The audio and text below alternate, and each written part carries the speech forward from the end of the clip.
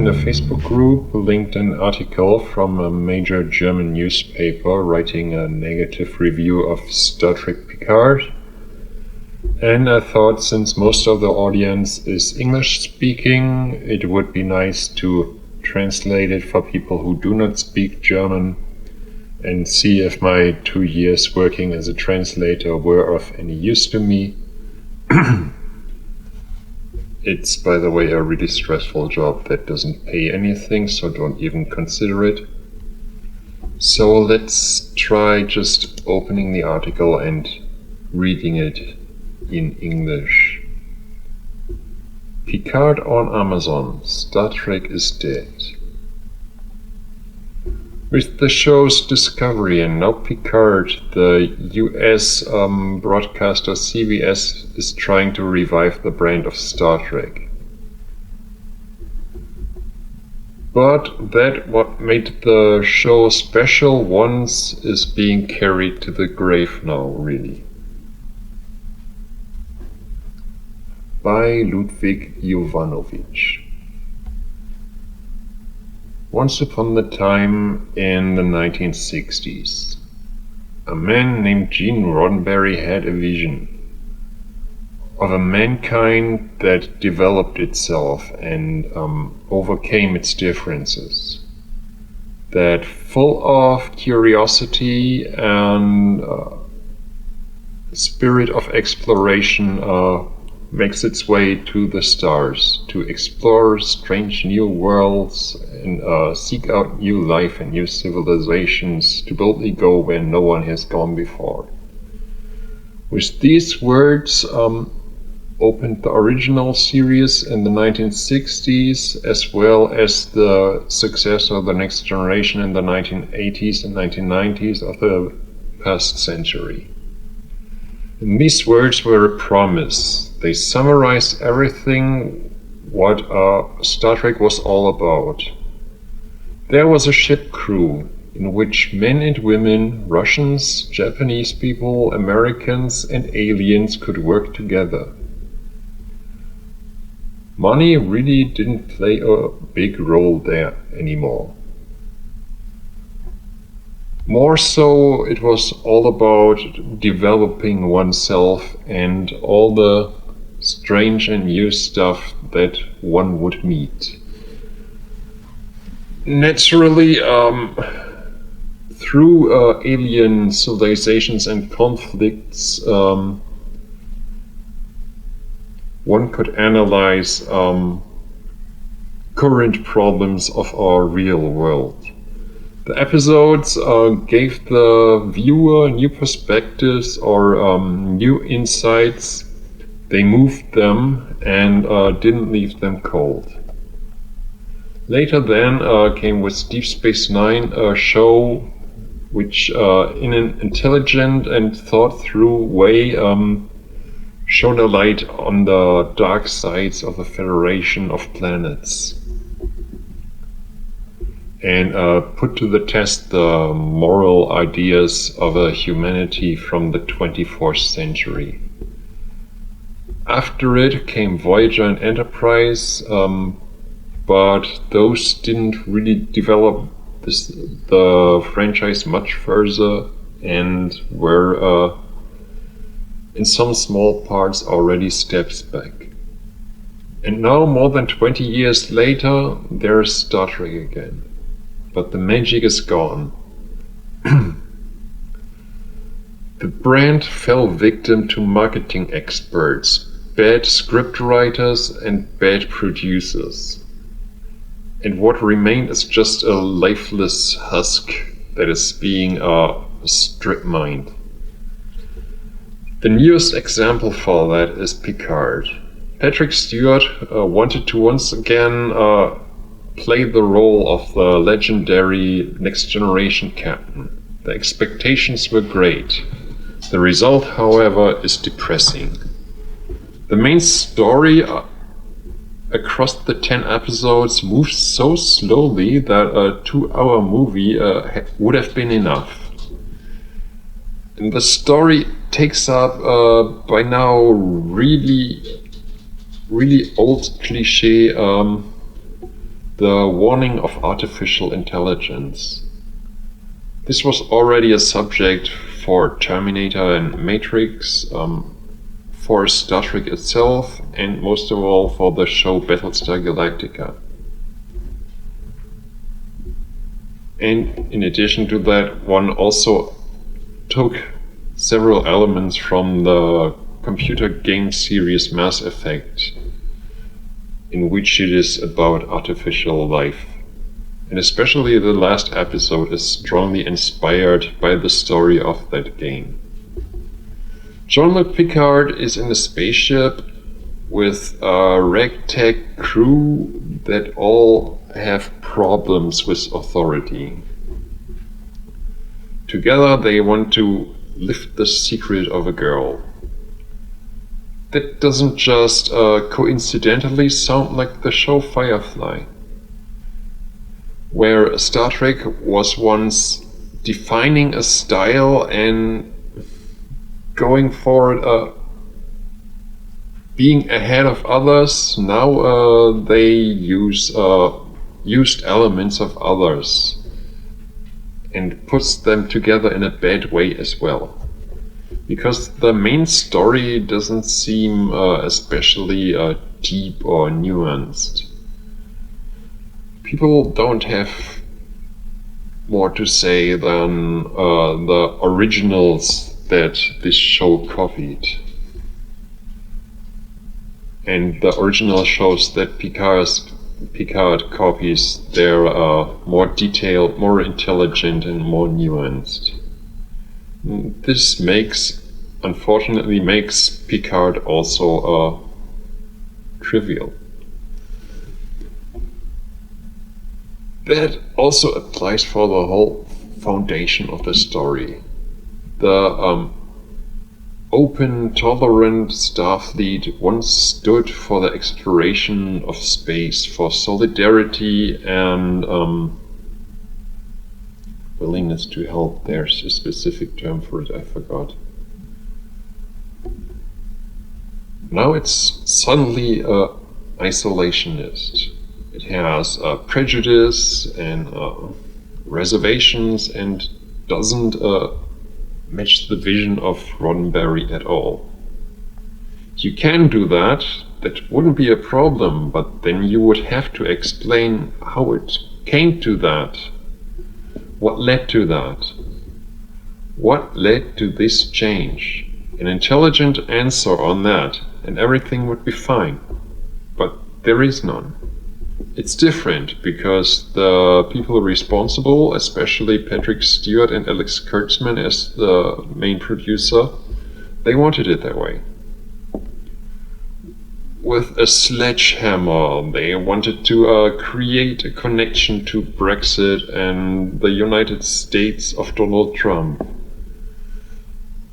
That's something that Star Trek has done better and more intelligent and more coherently in the past. Especially considering how that approach is completely lost during the course of the series and becomes like a side story. What exactly did they want to tell us with that then? And wouldn't the story about a federation that changed, wouldn't that have been a better main story than the simple story of a female android? At least that way one could have reflected Brexit and Donald Trump much better. But it seems that was too complex for them. And in the next generation it was established that money doesn't play a role in the 24th century. And suddenly it's important again. And the Federation has stopped help for the Romulans because 14 worlds were against it, out of more than 150 members and 1,000 colonies. Not even the influential people of the Vulcans did anything to help their relatives. Gone are the times of Star Trek VI. When it came to helping the opposing enemy Klingons, they created a whole movie out of the different views on that. In Picard, it doesn't even fill an entire episode. As a different series without the big name, that might have worked, but in the Star Trek context, that's like bad fan fiction. And all that is poured in a thick frosting of nostalgia. In Picard, the audience favorite Data appears, and the Borg were always favorite enemies. They get in it too. Who else of the old crew can we win? Everyone to distract from the meaninglessness of the show. Therein reveals itself the weakness of the authors. Surely they have a great degree in things like creative writing, but science fiction requires a little more. A feeling for what it means to have a fictional, complex, and well thought through universe to build it and develop it.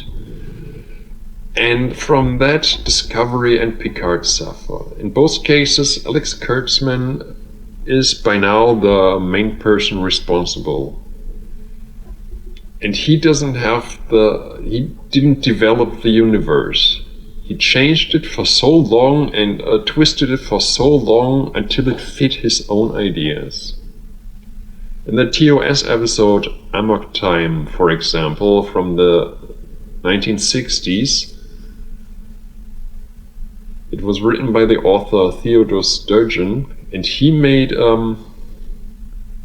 was brooding about what sexuality would mean for Vulcans if their life is determined by logic. But nobody from the new shows has ever thought about the universe so intensely. And because of that, it seems random and inconsistent and not deep at all. It fits with the storytelling weaknesses that the new Jean-Luc Picard doesn't act like the legendary captain at all. He's no longer self-reflective, he's no longer considering possibilities, he's no longer determined, or he even quotes classic literature. He's not a leader anymore. More than that, he seems like the cliché of a stubborn, self-righteous, and not really empathetic old man. And in his own new show, he often just seems like a side character, a supporting character that leaves the initiative to others. There it doesn't help that Picard, that they give an illness to Picard that is supposed to explain everything. That's not just forced, that's an insult to the fans that were lured in with the name Picard. Like, sorry, that's not our old captain anymore, we changed the character randomly, but it's because he's ill. Like, wink wink, nudge nudge. 7 of 9, you don't recognize her either. The cold and factual and reserved ex-Borg is now a cynical and drunk mercenary. But they don't explain that. They didn't put much effort into it. And not into the side characters either, because they have no depth. Or they win in meaning by very lucky coincidences that are as credible as a sundown in the morning. The side characters, they're mostly just present and seem chosen after marketing criteria. A Latino as a captain, a white middle-class woman as a scientist. Between that, a few good-looking men. Sometimes they look wild, others look like from a fashion magazine. Just like in a boy group, they have something for everyone. And all of them together have no personality. Who, for example, is Raffi Musica? For 10 episodes, she just has one job. She brings Picard and Rios together. But she has a close relationship to Jean-Luc, who she calls JL. But why? Who was she? What connects her to Picard? Who cares? As long as we have another dark-skinned character, because the budget obviously wasn't enough to get LeVar Burton as Geordi LaForge from The Next Generation. Gene Roddenberry wasn't that calculating when he designed his characters. Privately, he may have been a dubious figure, including affairs and alcohol escapades. But he was also a visionary who went to the limits of the possible. If it had been up to him, then in his show a woman would have played the role as first officer. But that was too progressive in the 1960s, so he had to cut corners. But still he didn't create simple, empty identification figures that had to be liked. He developed a crew of iconic figures. Spock, Kirk, Scotty, McCoy, Uhura were no characters that followed marketing rules. They seemed real, and that way they became role models that inspired several generations. Many young people wanted to become scientists like Spock, doctors like McCoy, engineers like Montgomery Scott, or leaders like Kirk. Similar things also apply to Next Generation, with Captain Picard, Dr. Crusher, the Klingon Worf, and the blind engineer LaForge. Not everything was perfect in the old shows. One remembers the moving and great moments and forgets too easily that in all Star Trek shows there were bad and embarrassing episodes. Especially the original series from the 1960s hasn't aged too well. The special effects, Kirk's machismo, all that doesn't really fit into our time anymore. And the successors, Next Generation, Deep Space Nine, Voyager, and Enterprise, they all had difficulties getting started with their respective first two seasons. But still you stayed with them, because of the characters, because of the fascinating Star Trek universe and the magnitude of the franchise. Then came Discovery and Picard. The new shows didn't create icons that impressed with their personalities. They oriented themselves on target audiences. For example, Discovery. With Michael Burnham, a female character with Afro-American roots is introduced. But she can't stand for herself. Everything has to be connected somehow because of the nostalgia factor. Of course, she is the never-mentioned adoptive sister of the Star Trek icon Spock and grew up on Vulcan. Therefore, her life was shaped by logic. Throughout the series, the authors just prove that they have no idea what that means. Sometimes she acts rationally, then emotionally, however it fits any given moment. Did that still have anything to do with the background story? That doesn't seem to matter. But she's not a character, she's a marketing puppet. And the only notable feature of her is her male first name. For the average American housewife, a hyper-nervous character was chosen with Sylvia Tilly, without leadership qualities or social competence. But still, nobody better suited than her to be captain one day. Why? Because reasons. That is free of any sense, any meaning, but the target audience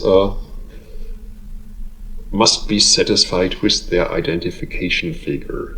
Depth or development to a leadership character, that is not important.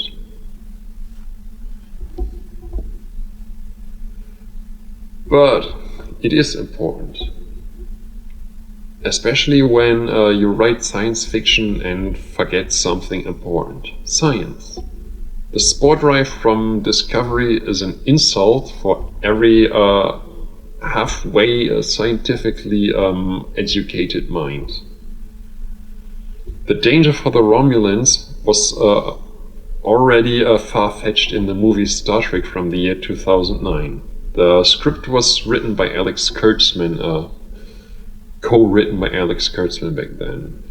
And he's so in love with his own bad idea that he reuses it again in Picard.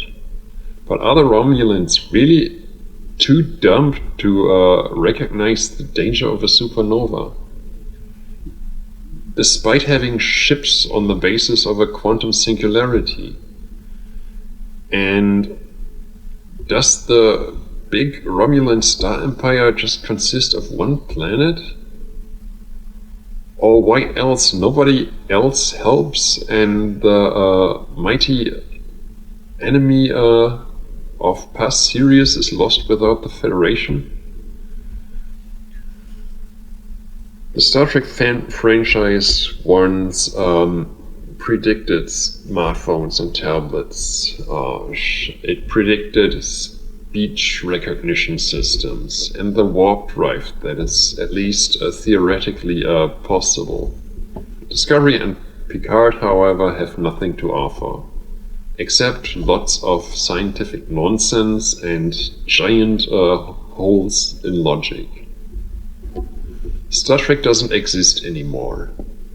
At least not that Star Trek that had a cultural influence, that was relevant, that inspired people, that made you think. Picard and Discovery just plod along meaninglessly. Shows like The Orville or The Expanse have long